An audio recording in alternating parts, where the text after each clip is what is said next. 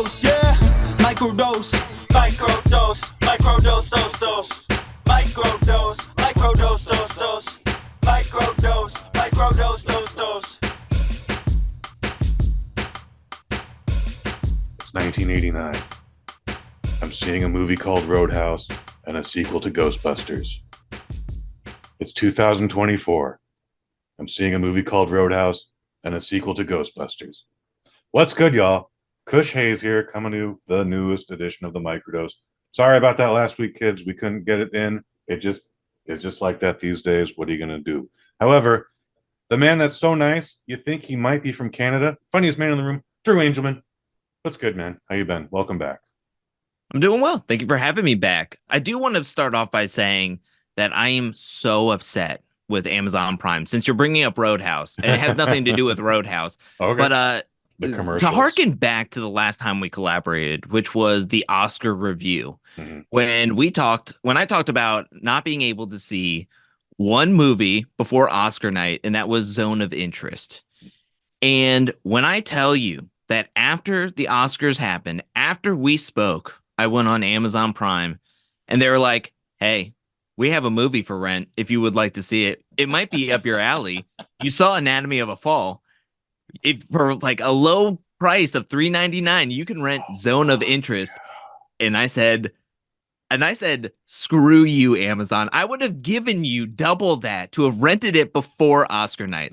There's no reason for me to watch this now. You can shove it. And I haven't been on Amazon Prime since.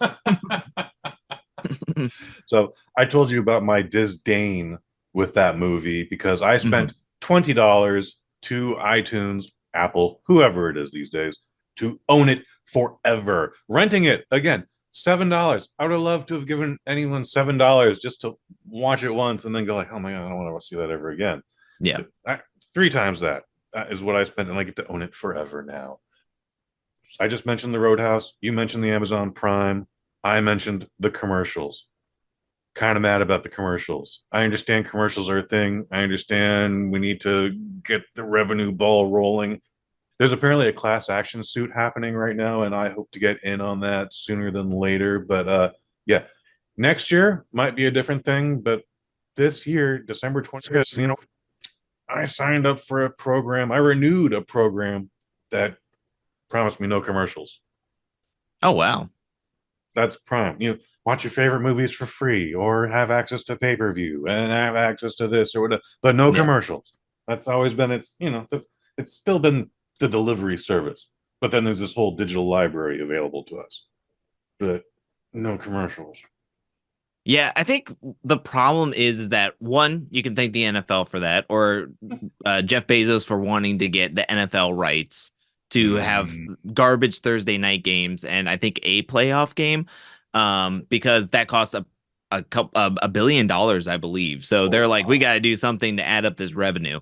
Okay. I think the struggle is that if you have a streaming service and you just start out with ads, and then there is also a pay to have no ads version, I think people aren't frustrated with it as much as a streaming service that they already pay for, and then they have to go to ads at a certain point. I remember when Netflix was talking about possibly doing ads in the middle of their products. And now Amazon is doing it, and I think with the whole thing is like you don't hear too many people complaining about like Hulu having ads or Peacock having always ads. done it.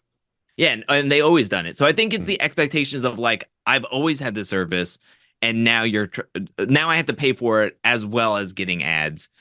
That sucks. And I totally understand and also agree, because Amazon is like the Walmart of internet, like literally. And it's like, they're making hand over ball over fist billions of dollars on every given day. So it's just kind of mind blowing that they're like, hey, we still want more. So here's a Neutrogena ad and before you watch your thing, and you're going to see it 6 more times. Have fun. See it 6 more times. Yeah. And again, I'm not a stranger. The majority of my time on my beautiful 4K smart TV here is YouTube. And YouTube is ads, so many more ads now that when they fired 150 people right before the holidays, big fucking big middle finger to you, YouTube. I was like, it's weird because I'm seeing so many commercials these days. It's weird that you guys aren't actually hiring 100 people. Yeah. Like the commercial breaks on YouTube are either non-existent. I don't understand that part. Happy to have that part, and those are nice surprises. But like, then they're very random. Again, they might be 12 to 15 minutes, but then like someone bootlegged a radio show that I like out of New York on the Sirius XM network, and I don't subscribe to Sirius, otherwise I'd be listening to it on that app. But then like 2 hours went by, no ads. But then they started like they went to the phones, and after every phone call, by the way, these are 3-minute phone calls, commercial, commercial, commercial, commercial. And at first I was like, oh, that's weird. And then I picked up the pattern. I was like, oh, fuck, I guess it's the third hour. All right, fuck it, whatever. But it's, the algorithm is not perfected yet, and I don't appreciate it.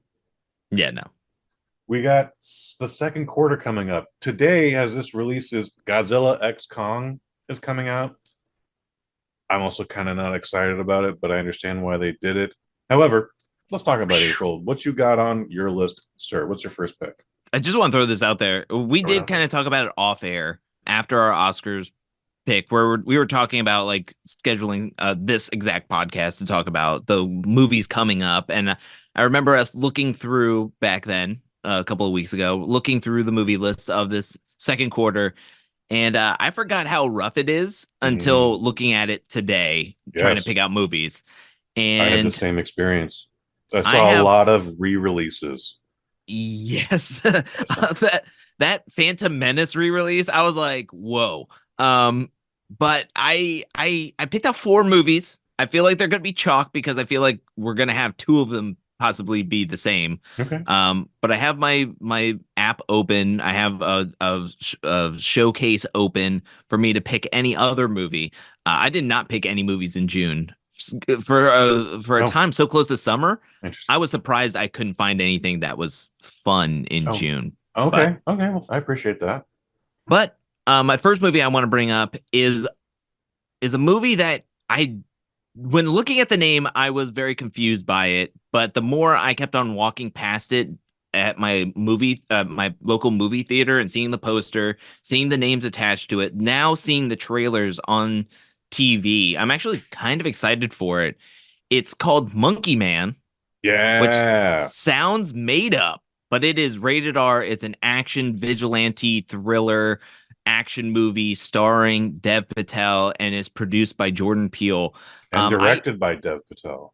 I actually, I didn't know that. Yes, sir. I just rewatched this afternoon. The Green Knight was on TV, so I decided to Okay. watch it on HBO. And I was watching it, and I quickly stopped doing work and just kept on watching it. And I just really love Dev Patel. Put him in anything, and I will watch it, and most likely like it. He was in a movie. Oh man, Hotel Mumbai, I think it's called. Okay. It's I'm familiar with that title. It's an action movie with him and Army Hammer. I think it's based off of a true story where it's like Dev Patel is a worker at the hotel, and then it gets taken over by this terrorist group, and they're trying to get people out and everything.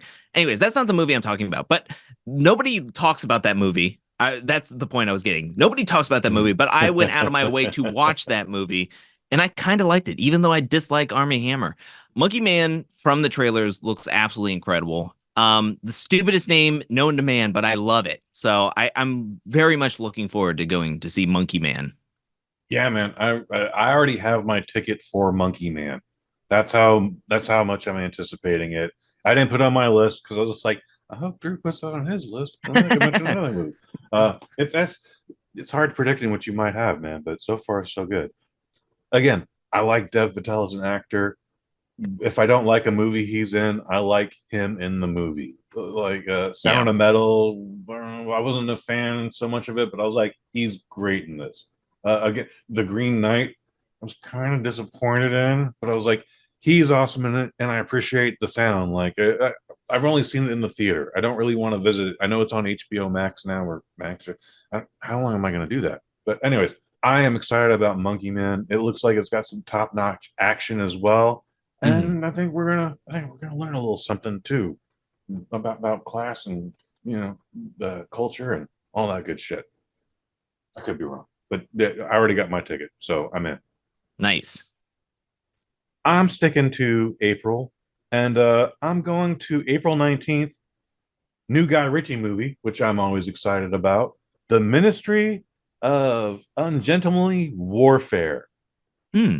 This is based on a book by a gentleman named Damian Lewis. He has apparently had several titles adapted into other movies, which I don't think I've ever seen. Like I looked him up before this because that's a thing I'll do. And I'm just like, I don't recognize that. I don't recognize that. I don't recognize that. However, he wrote a book called The Ministry of Ungentlemanly Warfare, colon, How Churchill's Secret Warriors Set Europe Ablaze and Gave Birth to the Modern Black Ops. The movie title is already long, but this book title is ridiculous. I thought that's taking a little bit away from me. I'm not gonna lie. And then he's got a credit to it as far as writing goes. Guy Ritchie again, he's the director. He's got a writing credit as far as it goes. But then three more guys are attached to this, and that's Peter, Eric, and Arash. And I'm sorry, guys, when we do more than three, no one else gets a last name. You sorry. All right. We got Henry Cavill. We got Eliza Gonzalez. She was in Hobbs and Shaw. People are trying to make her a thing, and I'm like, all right, let's see if we can make her a thing. And then Alan Richardson from the Reacher series on Amazon Prime. He's in this as well. This is I'm looking forward to this. It looks a lot of fun. It's a very entertaining trailer. Henry Cavill was just in Argyle, and that, in my opinion, that's the worst movie we've had this calendar year. Hmm. I haven't And that's seen not it. his fault. That's not his fault. And by the way, that movie felt a lot like a Guy Ritchie movie, despite being whoever directed Kick Ass, whose name I cannot remember if you could tattoo it on my forehead. Yeah, I heard Argyle was bad.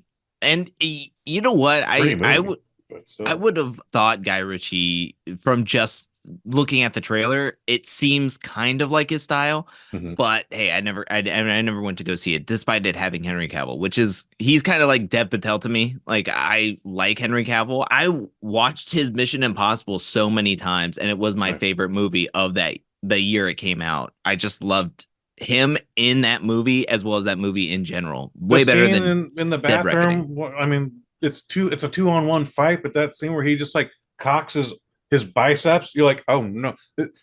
Dude, I used to be in pro wrestling, okay? This is like the most intimidating thing I've ever seen in my life, all right? To I this day. just him having a mustache, I think, made everybody Also think terrifying. that they can grow a mustache. Like I really do. Like there's so many mustaches now coming Okay. back into the fashion scene. I think it's because of Interesting. Henry Cavill in Mission Impossible Fallout. They're like, oh, mustaches are cool, and then they grow one and they look like Michael Cera. Anyways, um, I haven't seen too many Guy Ritchie movies, but you know he's going to come in with a stellar cast, no matter what. And I Fantastic ensemble, which is the word I could not find a minute ago. yeah, you could just tell like if like he's gonna have a distinct style, which I think there's a lot of directors or movie houses and production teams that don't want to give or don't give the leeway to like newer directors to have certain Mhm. styles.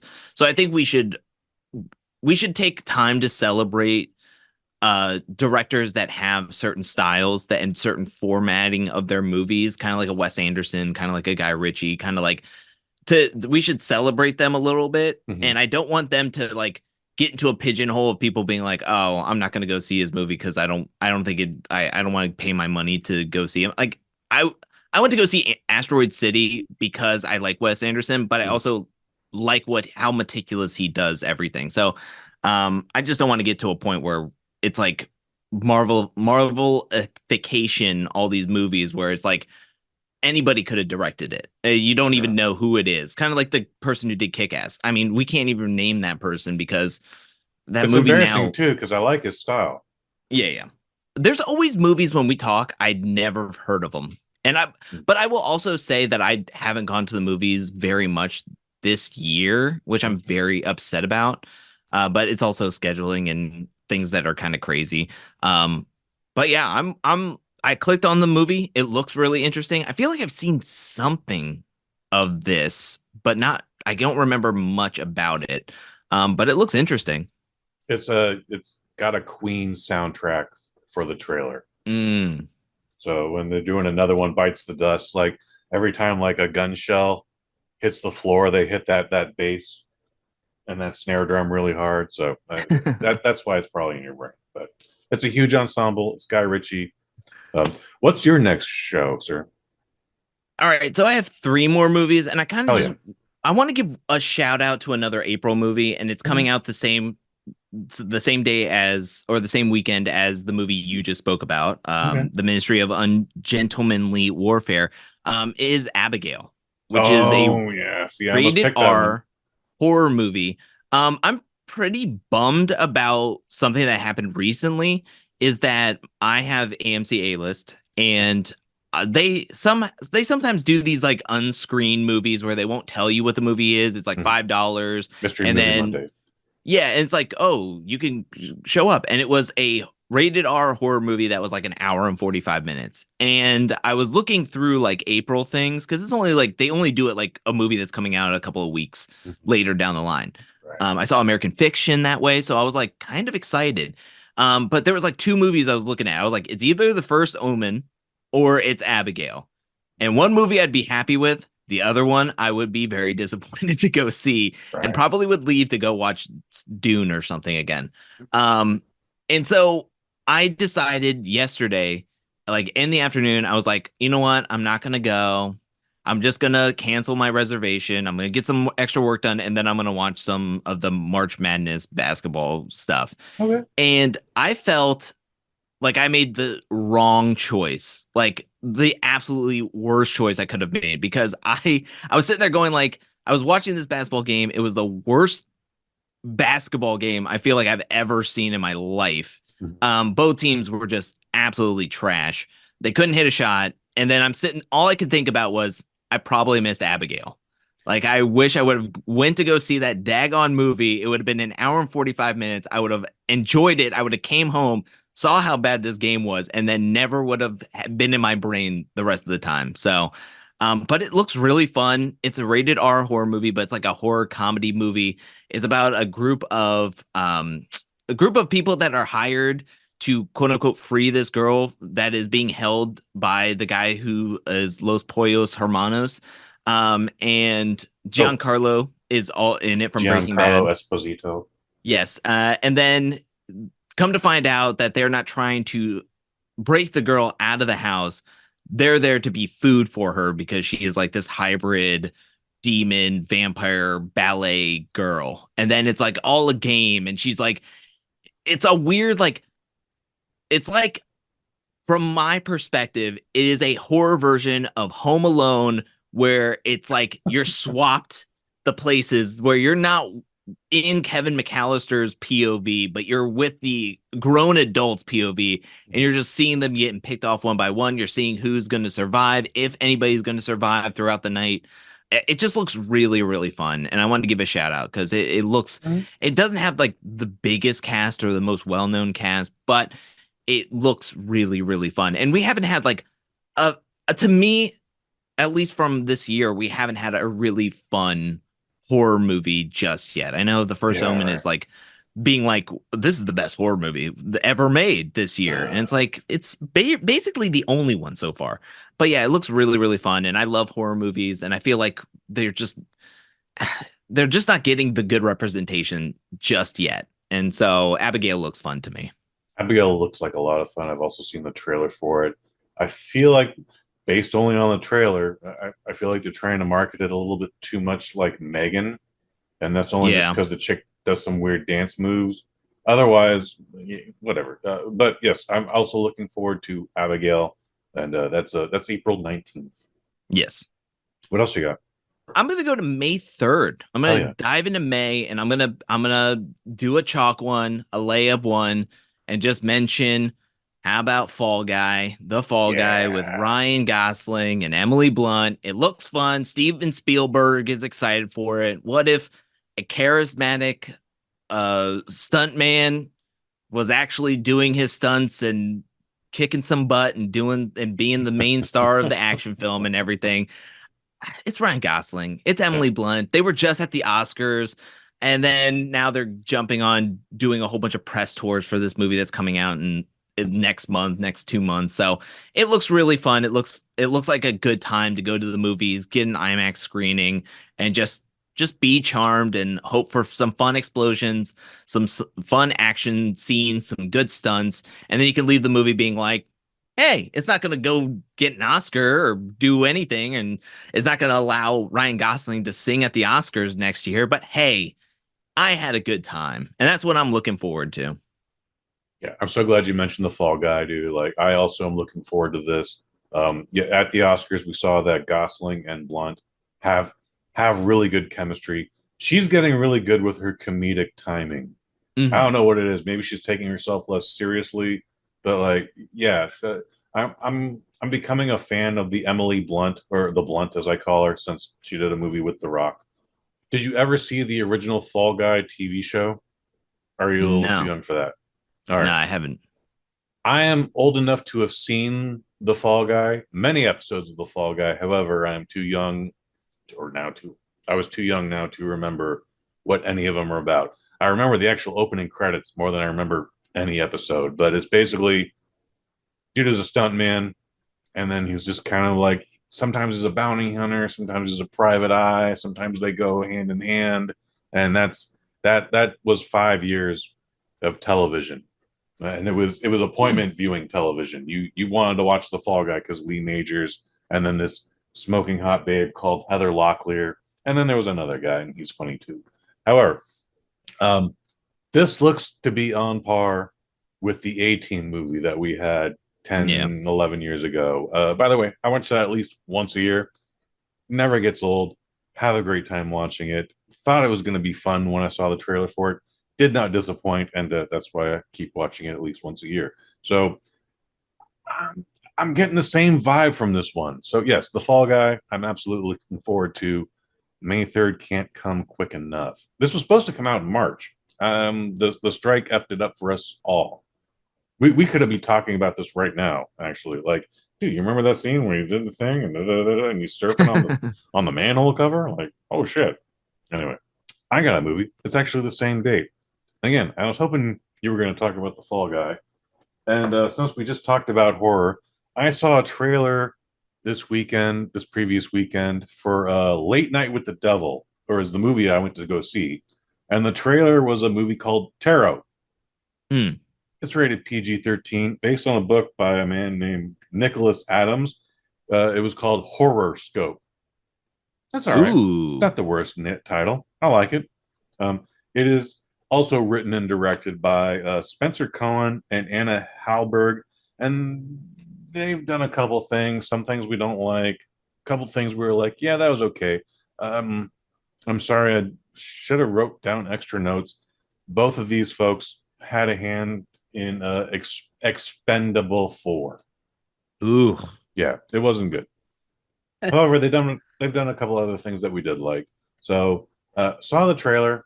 I was like, okay, this looks a little bit like Ouija. This looks like a couple of those Annabelle prequels. Like, they shouldn't have been, but those were all pretty decent. I'm not going to go down in history as the greatest horror movie ever, but for a PG-13 horror movie, actually based on a book, this should be okay.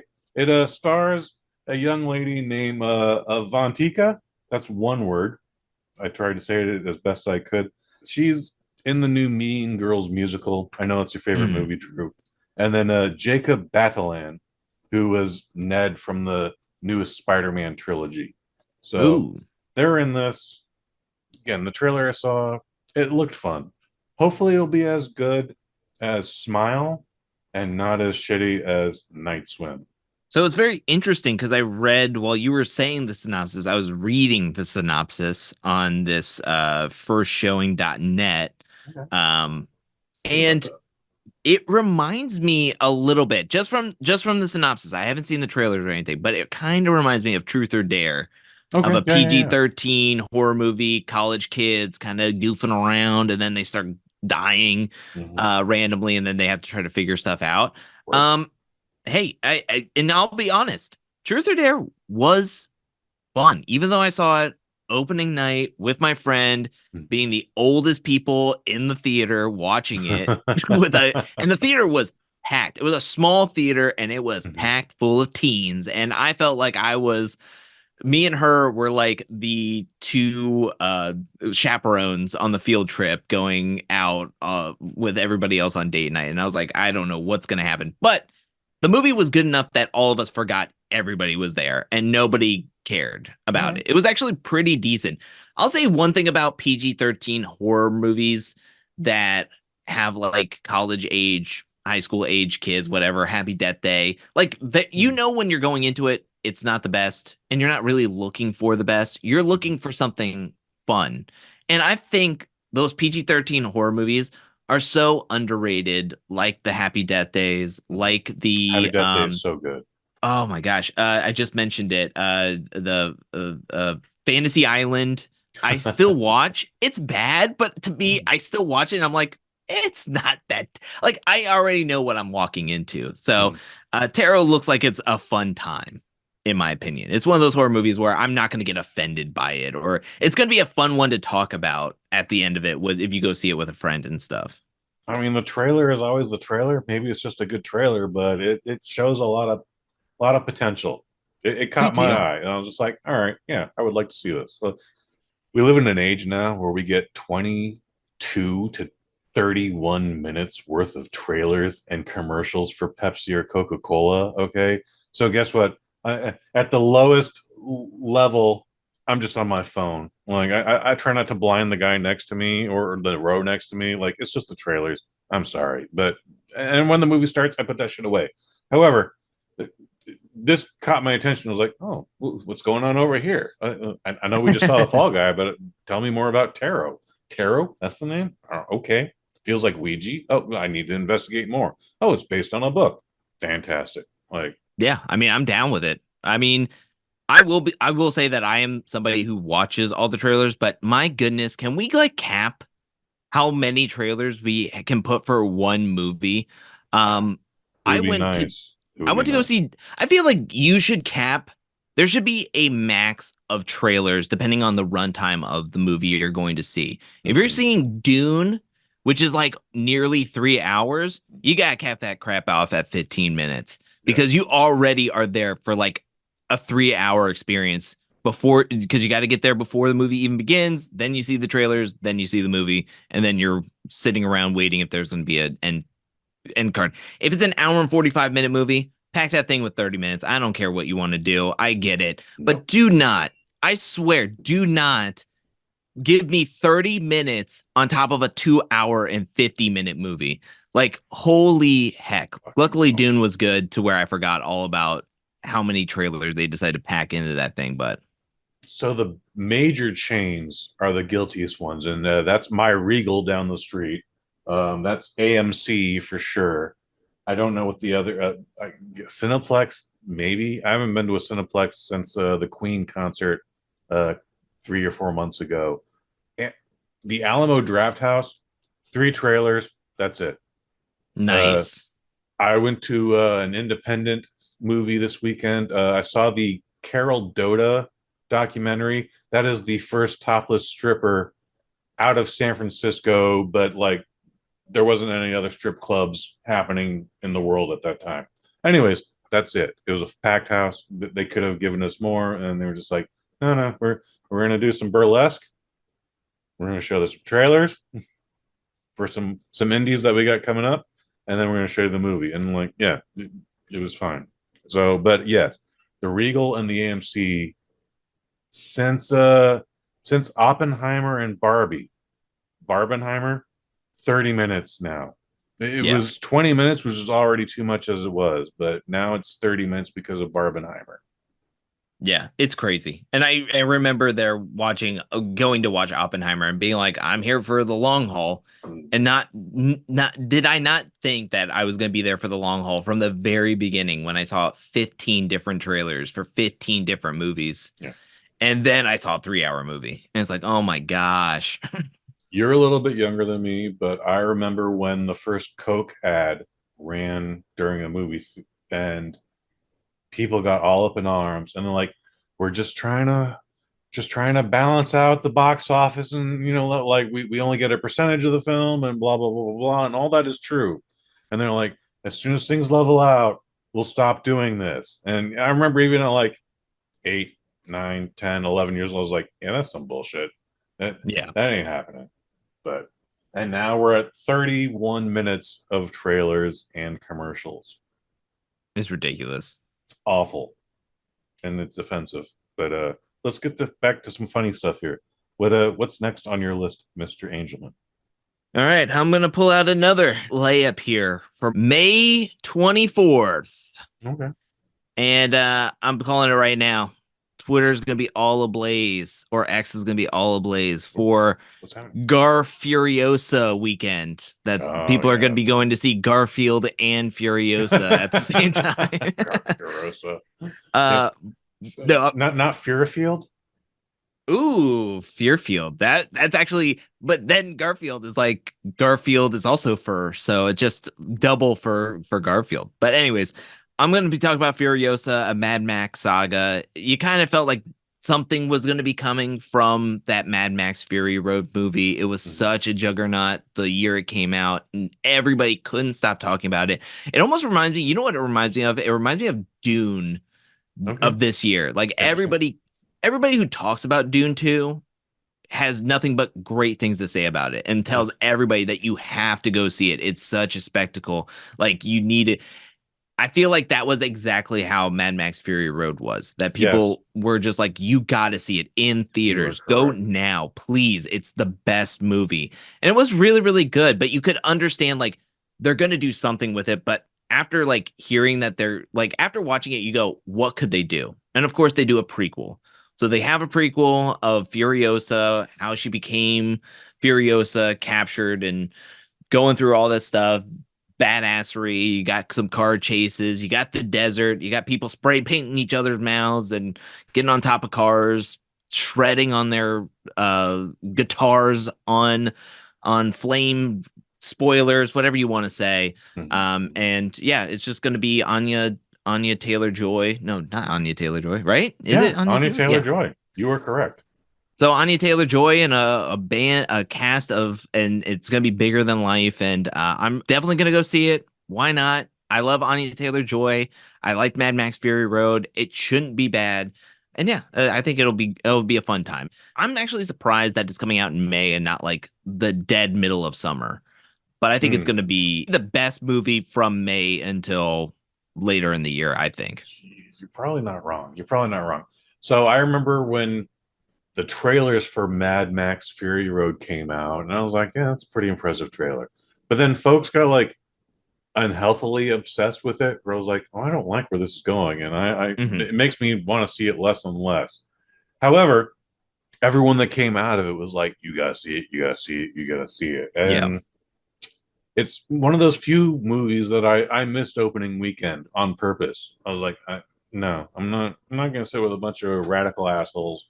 Everybody is being weird about this. Like people, even I like, are like being obsessively weird about it. I want to say like 2 weeks went by, and then I saw it, and I was like, holy shit! It created the rating for me. Believe the hype, which is only a rating I use when, again, everyone else has now finally seen it, and now I've seen it, and I'm like, yeah, everyone was right about this. Like, you gotta see this, man. This is an amazing experience. I've given very few movies that. Obviously, Mad Max Fury Road, and then M. Night Shyamalan's Split have both received the Believe the Hype status. There's been one or two more, but we'll get into that some other day. Anyway, I liked Fury Road. Saw it twice in theaters, owned it at home. I've seen it multiple times since then. Fantastic film. Like the George Miller as a director. And then they started talking about a sequel, a prequel. Let's focus on Furiosa. And I'm like, well, I like Furiosa. I don't want to see that bitch's backstory. I want to see where she goes forward. I'm not a fan of prequels. Agreed. We made jokes about the Phantom Menace coming out, but you know, for every Phantom Menace, guess what? There's a Hunger Games prequel that I surprisingly like. Not going to go back and see it again, but I was just like, yeah, you guys did okay with that. Good for you. Yeah, Oh, it's I funny that like. you say that Mm, because I too hate prequels, mhm, but I did like that Hunger Games movie. I went in there like only have seen the first Hunger Games movie mhm. once, and I haven't seen it since then. And then I went in there and I was just asking my friend everything. Like every time I wanted to ask her a question, it was just us two and like two other people in it. And I just was like, what's that person? I think this guy is evil. And she's like, that dude is evil. Like, like I know, like I've read all the books. He's Yeah, clearly set up. Like he's the main person, but he's evil. And I was like, I know that. So why are they trying to make it seem like he's good? Like it yeah. was just weird. Because But they're setting it him was a lot up. of fun. But I think it is like a cop out when people do make like prequels. I love Willy Wonka and the Chocolate Factory. I wasn't super thrilled of a like I wasn't jumping for joy when I heard that there was going to be a prequel to Wonka and they're going to explain how he The became Timothy a Chalamet. chocolatier. It's like Yeah. the movie of Willy Wonka and the Chocolate Factory is fun and exciting Mhm. because of the mystery of how he became who he was and this legend, this myth. I don't need to see him hawking chocolate on the side of an English road with three other chocolatiers being upset about him. It's like I understand that's how he probably started. I don't Mhm. care. Yeah. But anyways, No, I not only hear what you're saying, but yes, I agree. So I haven't seen Wonka. I've heard nothing but good things about it, so I have no same. reason to believe that it's not good. But I don't care. I didn't wasn't offended by the Tim Burton Johnny Depp version. I was like, well, we saw that. All right, whatever. I don't care. Looking at the trailer again, I want to go forward. I don't want to go Yeah. backward. It still looks entertaining. It also though looks incredibly green screen. I'm a guy who has, despite the fact that my ophthalmologist just told me I have 20/20 vision, I have the worst time seeing green screen stuff. But this Mm, looks just all green screen, and I'm just like, yeah. But again, best case scenario, it's good. I'm happy if Yeah. it's good. If it's good, it's good. I'm not gonna shit on it. I wish this movie wasn't good. No, I'm gonna be like, oh, good. Let's get more of these movies. Yeah. If this is how you're gonna do a prequel, then let's do more of these prequels. But there's no reason to do that. Let's just go forward. I would love to see Furiosa. It doesn't have to be Charlize Theron. She's a busy lady. I get it. But you want to talk about Furiosa? We'll see what Furiosa does now she's taken over for Immortan Joe. Spoiler alert for the movie everybody saw 10 years ago. Let But me just go into June real quick. This movie was supposed to come out in December. It was, best case scenario, going to be nominated for all the Oscars that we just had 3 weeks ago. It is June 21st. It's The Bike Riders, written and mm, directed by Jeff Nichols. And it is stars Jodie Comer. She's from The Last Duel. She's from Free Guy. Austin Butler, who everybody knows from Now Dune. He was Elvis. Um, he looks exactly like Michael Dudikoff. So if Hollywood wants to make a remake of Cannon's American Ninja, this is the best time to do it, guys. I'm sure you can learn some kung fu. It'll be fine. And then Tom Hardy. This is about the original biker gang. It's about the Vandals. It's the 1950s. It's post World War. This is about a bunch of former Air Force guys who miss being as fast as they can, and they start a biker gang. And some ill shit goes down, and we're going to see what that is all about. Again, this was supposed to come out in December, just in time for this previous year's Oscars. It is now coming out June 21st. It is it going to look be a hard R. it looks very interesting. I haven't heard too much about this. If this was supposed to be up for Oscars and That was definitely the intention, for sure. this early year we get Dune Part 2, which I keep on bringing up, but it also has Austin Butler. I mean, this dude is hitting some really strong choices early in his career. If he's getting nominated for Elvis, he's getting a lot of that press, and then coming into Dune Part 2, and that's a huge movie, and people are saying he's super psychotic. I wouldn't even have guessed that's him.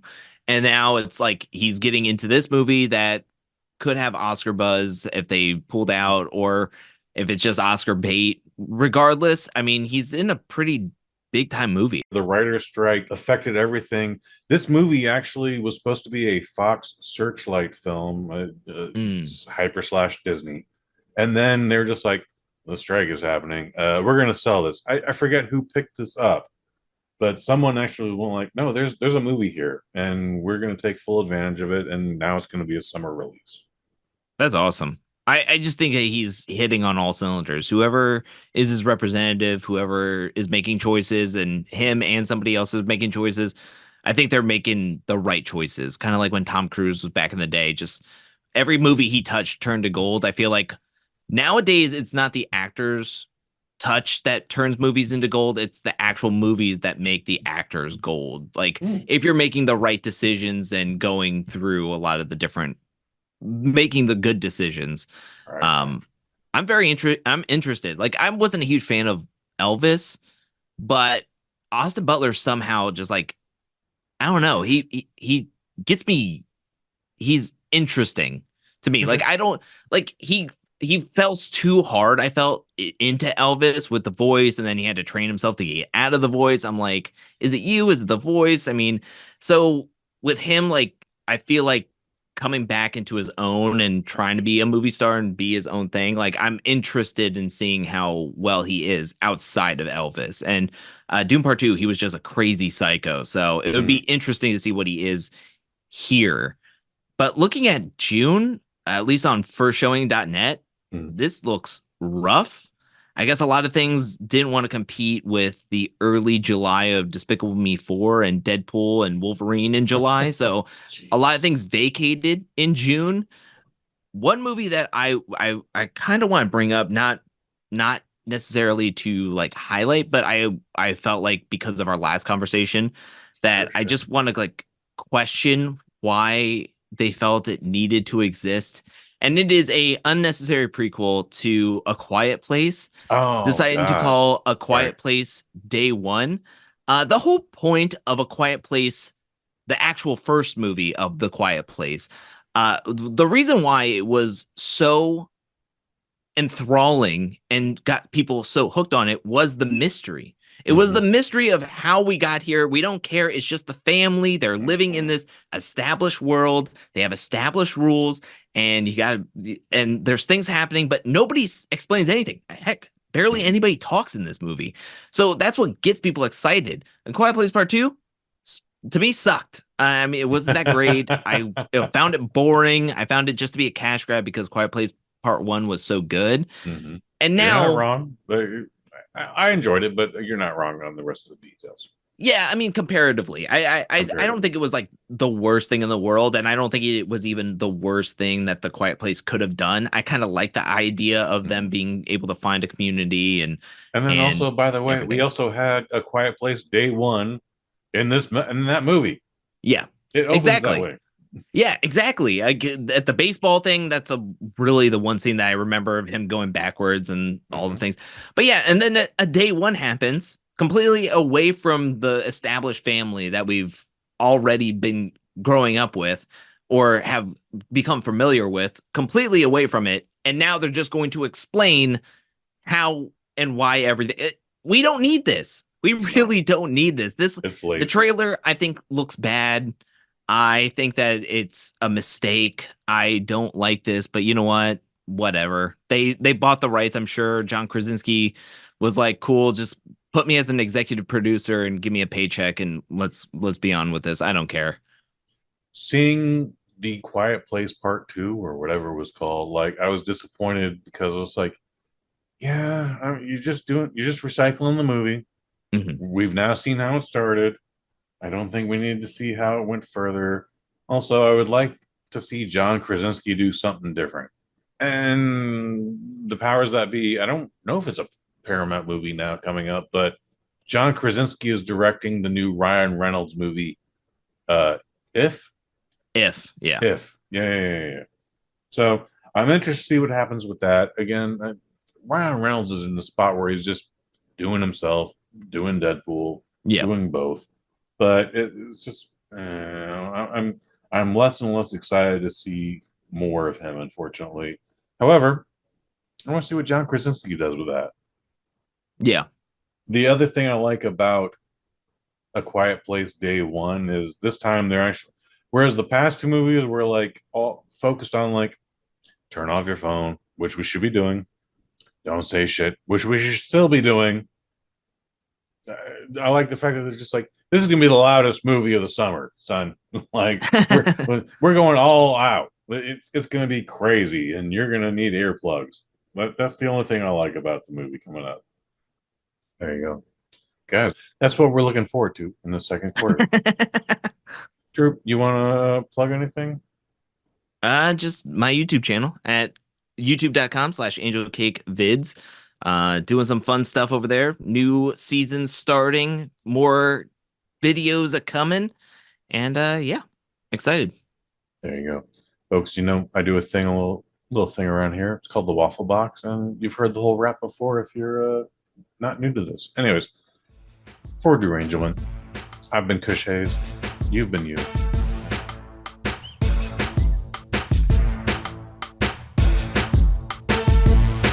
Microdose, microdose, microdose, microdose, microdose, microdose, microdose, yeah, microdose.